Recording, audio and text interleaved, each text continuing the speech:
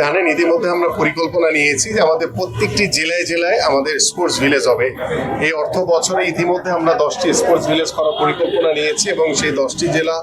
মোটামুটি আমরা সিলেক্ট করেছি মাননীয় প্রধানমন্ত্রীর নির্দেশনায়, এবং আমরা এইভাবে পর্যায়ক্রমে আগামী 5 বছরে আমরা 64টি জেলায় আমরা স্পোর্টস ভিলেজ করবো এবং সেই স্পোর্টস ভিলেজে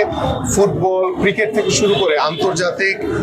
মানের ইনডোর সুবিধা সম্পন্ন সকল ফ্যাসিলিটিস, এবং সেখানে সুইমিং পুল, সেখানে শুটিংয়ের, সেখানে আর্চারির ফ্যাসিলিটিস, সব ধরনের সুযোগ সুবিধা থাকবে। সো আমার মনে হয় যে আমাদেরকে একটু সময় দেন, আমরা শুধু নির্ধারিত সেই মিরপুরের যে আন্তর্জাতিক যে ইনডোর স্টেডিয়াম সেটির উপর নির্ভর না করে আমরা এই ধরনের ইনডোর স্টেডিয়াম প্রত্যেকটি জেলায়, বিভাগীয় শহরে, এবং আমরা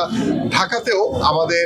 যে এনএসসি রয়েছে সেই এনএসসির পাশে যে আমাদের পুরাতন ভবনটি রয়েছে বা পাশে যে সুইমিং পুলটি রয়েছে আপনারা দেখেছেন সবাই, সেখানেও আমরা নতুন করে সকল ফেডারেশনকে একটি জায়গায় আনার মাধ্যমে আমরা সেখানে ইনডোর সুবিধা সম্পন্ন ফ্যাসিলিটিস নিশ্চিত করে আমরা নতুনভাবে আমরা শুরু করতে চাই ইনশাআল্লাহ।